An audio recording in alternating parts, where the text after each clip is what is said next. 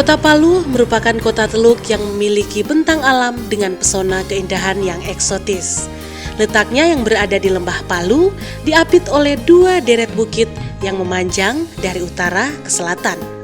Pada bagian tengah kota mengalir sebuah sungai besar dan bermuara di Teluk Palu.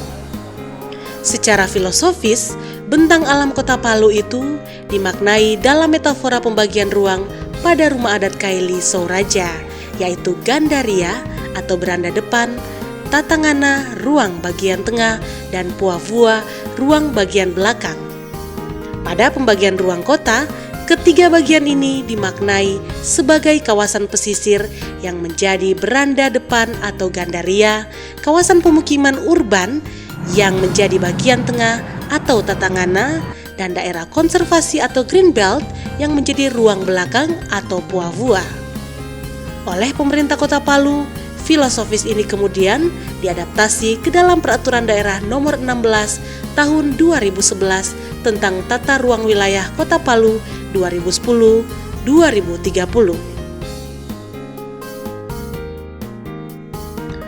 Secara astronomis, Kota Palu terletak pada 0 derajat 36 menit hingga 0 derajat 56 menit lintang selatan dan 119 derajat 45 menit hingga 121 derajat 1 menit bujur timur, tepat berada di bawah garis lintang khatulistiwa dan memiliki luas wilayah 395,06 km persegi dengan ketinggian permukaan lahan berada pada 0 hingga 700 meter di atas permukaan laut. Sebagai ibu kota Provinsi Sulawesi Tengah, Kota Palu saat ini dibagi dalam 8 kecamatan, yaitu Kecamatan Palu Barat, Tatanga, Ulu Jadi, Palu Selatan, Palu Timur, Manti Kulore, Palu Utara, dan Taufeli dengan mencakup 45 kelurahan. Berdasarkan data Dinas Kependudukan dan Pencatatan Sipil, Kota Palu memiliki jumlah penduduk 385.684 jiwa. Dalam catatan sejarah budayawan Palu yang dirangkum dalam berbagai versi sejarah lisan Tokaili atau orang Kaili, asal muasal nama Palu diambil dari nama tumbuhan Buluvatum Palu atau Volovatum Palu yang artinya bambu kecil. Termasuk nama Kaili sebagai suku asli di Lembah Palu diambil dari nama pohon Tinontasi atau pohon Kaili. Sejarah keberadaan Palu juga tercatat dalam catatan perjalanan sejak zaman kolonial yang ditulis oleh Francois Valentins dalam bukunya Old and New Ostindien yang lama dan baru di Hindia Timur yang terbit pada tahun 1724 dan jurnal klasik yang terbit di London karya William Vaughan yang berjudul The Narrative of Captain David Woodward tahun 1804. Walaupun secara administratif Kota Palu baru berusia 35 tahun pada 27 September 2013, berdasarkan Peraturan Pemerintah Nomor 18 Tahun 1978 tentang pembentukan Kota Administratif Palu, namun sejarah kebudayaan yang berkembang di Kota Palu diperkirakan telah mencapai lebih dari 200 tahun. Dari waktu ke waktu, perkembangan Kota Palu sebagai kota yang berkembang semakin menunjukkan jati dirinya. Dengan potensi keindahan dan kekayaan sumber daya alamnya, telah mendorong laju pertumbuhan ekonomi dan pembangunan ke arah yang signifikan. Berdasarkan data statistik Kota Palu 2008 hingga 2012, dalam 5 tahun terakhir, keadaan perekonomian Kota Palu semakin menunjukkan peningkatan. Pada tahun 2012, pertumbuhan ekonomi mencapai 9,61%, di mana kondisi ini lebih baik dibandingkan tahun sebelumnya yang mencapai 9,44%.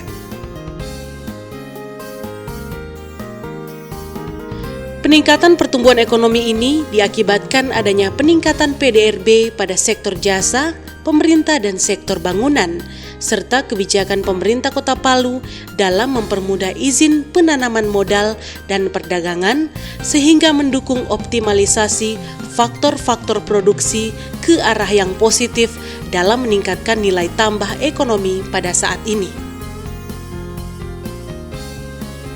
Produk domestik regional bruto atau PDRB atas dasar harga berlaku menunjukkan peningkatan dari 7.131 miliar 148 juta rupiah pada 2011 meningkat menjadi 8.283 miliar 620 juta rupiah pada tahun 2012.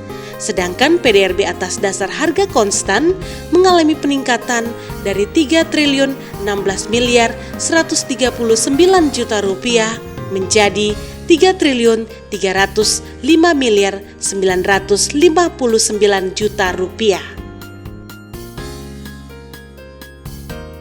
Indikator ini memperlihatkan bahwa perbaikan ekonomi seperti arah kebijakan ekonomi yang digariskan pemerintah daerah Kota Palu untuk meningkatkan kinerja sektor-sektor ekonomi masih menunjukkan hasil positif dalam pembangunan perekonomian di Kota Palu.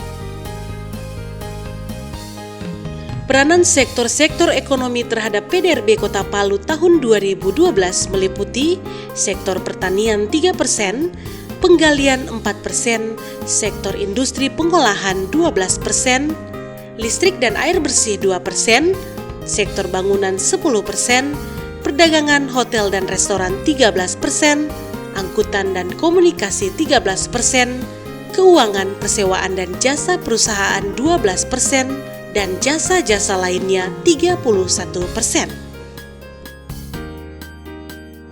Seiring dengan pertumbuhan ekonomi yang terus meningkat, wajah Kota Palu dalam 5 tahun terakhir juga terus menunjukkan perubahannya. Perubahan tersebut sejalan dengan visi pemerintah Kota Palu, yaitu kota teluk berbasis jasa, pariwisata, industri, dan perdagangan berwawasan ekologis. Dalam pencapaian visi tersebut, pemerintah Kota Palu telah berkomitmen memberikan kemudahan pemberian izin, penanaman modal, dan perdagangan kepada swasta. Dan wujud dari komitmen tersebut mulai terlihat dengan geliat pembangunan yang hampir dapat disaksikan pada berbagai sudut Kota Palu.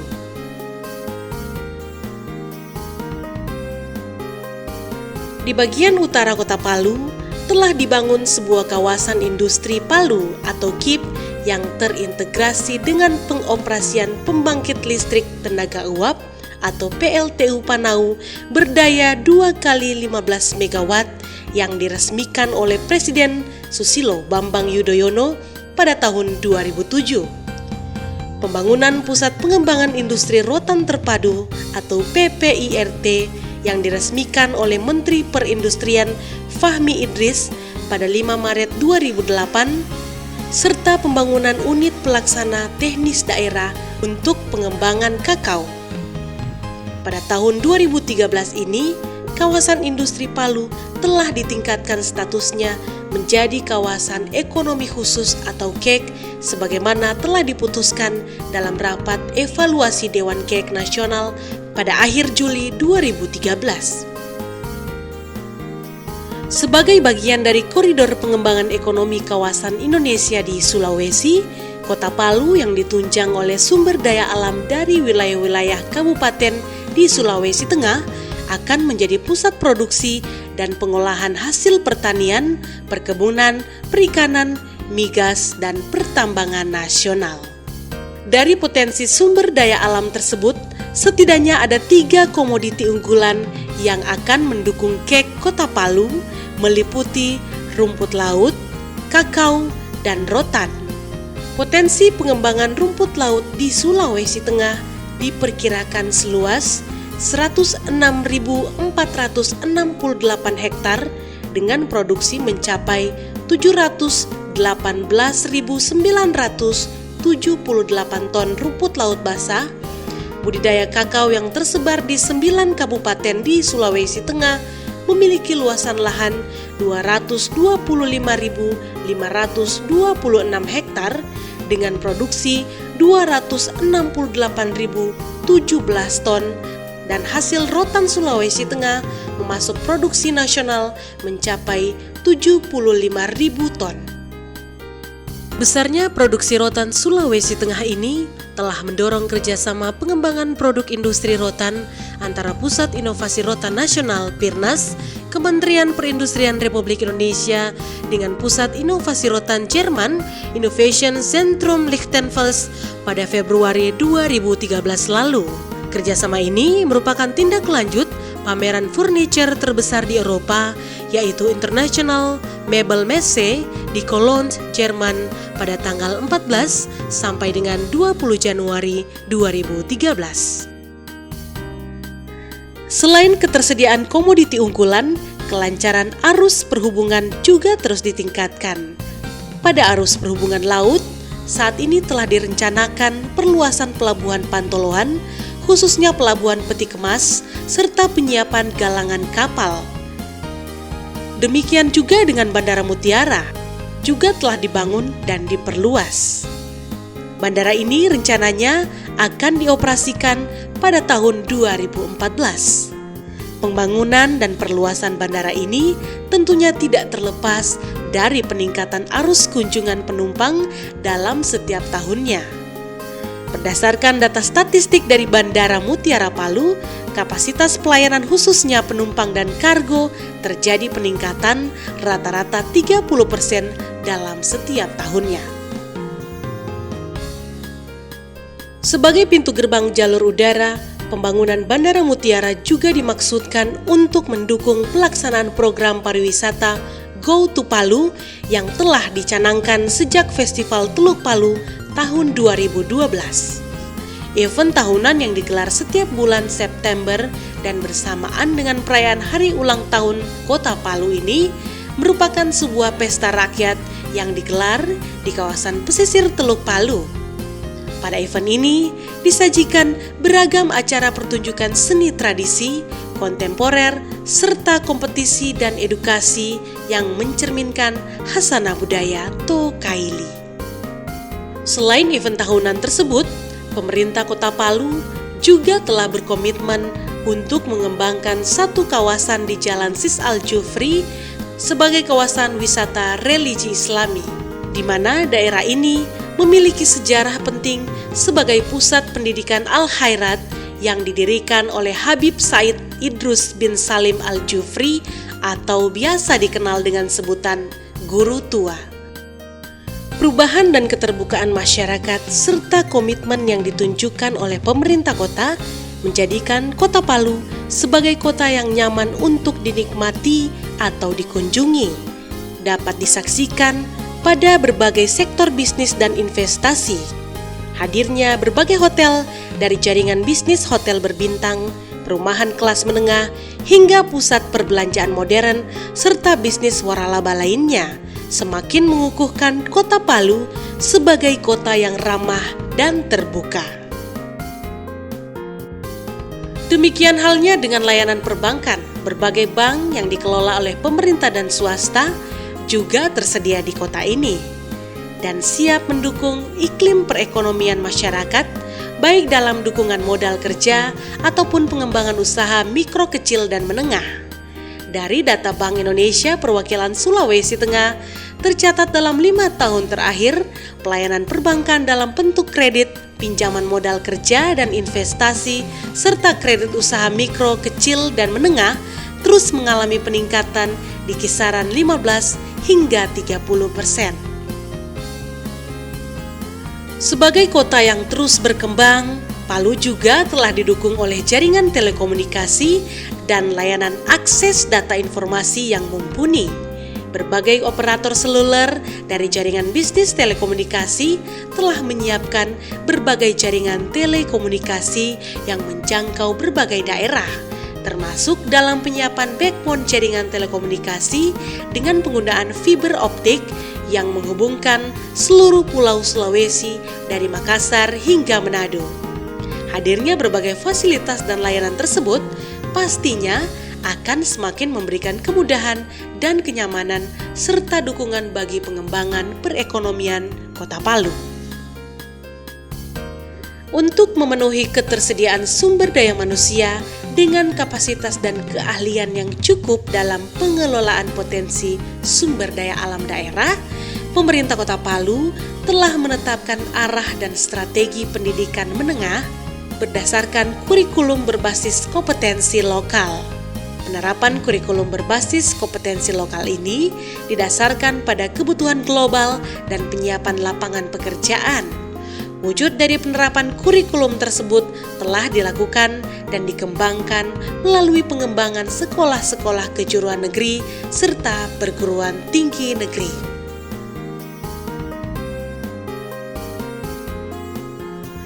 Selain pendidikan dan penyiapan sumber daya manusia, pemerintah Kota Palu juga memberikan fokus dan perhatiannya kepada penanganan kesehatan. Ketersediaan fasilitas dan layanan kesehatan yang baik merupakan kebutuhan dasar yang penting bagi masyarakat Kota Palu. Komitmen dan dukungan atas layanan dasar kesehatan tersebut juga terlihat dengan terlaksananya perbaikan infrastruktur dan layanan kesehatan Rumah Sakit Anutapura yang langsung dikelola oleh pemerintah Kota Palu. Pada tahun 2014, pengembangan infrastruktur layanan kesehatan Rumah Sakit Anutapura akan segera dioperasikan sebagai rumah sakit yang lengkap baik dari fasilitas maupun ketersediaan tenaga kesehatan.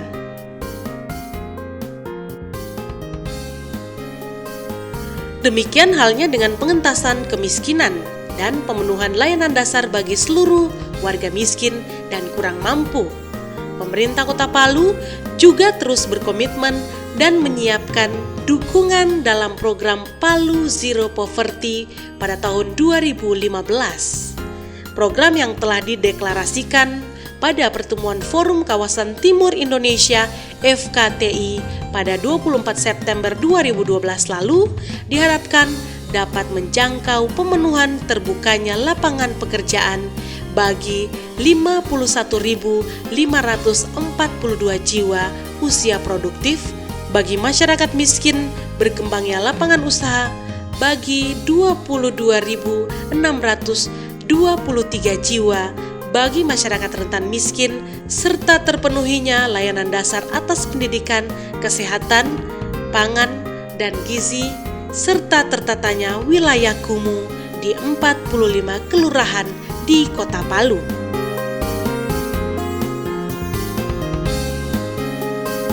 Assalamualaikum warahmatullahi wabarakatuh. Sebagaimana harapan publik atas peningkatan mutu layanan birokrasi, pemerintah Kota Palu telah melakukan proses reformasi birokrasi dengan berbagai pendekatan melalui manajemen kolaboratif antara birokrasi dengan para pemangku kepentingan serta ditetapkannya gugus tugas lintas sektor satuan kerja perangkat daerah diharapkan akan berdampak pada percepatan pembangunan yang lebih komprehensif di Kota Palu. Selamat datang di Kota Palu. Dengan perbaikan dan peningkatan layanan dari berbagai sektor tersebut, maka tentunya akan menjadikan Kota Palu sebagai kota yang terbuka, kota yang memiliki potensi untuk berinvestasi serta nyaman untuk dikunjungi. Dan Kota Palu bagaikan sepotong surga di Khatulistiwa. Mari kita datang di Kota Palu dan berinvestasi. Maliun Tinubu, Nosarara, Nosabatutu.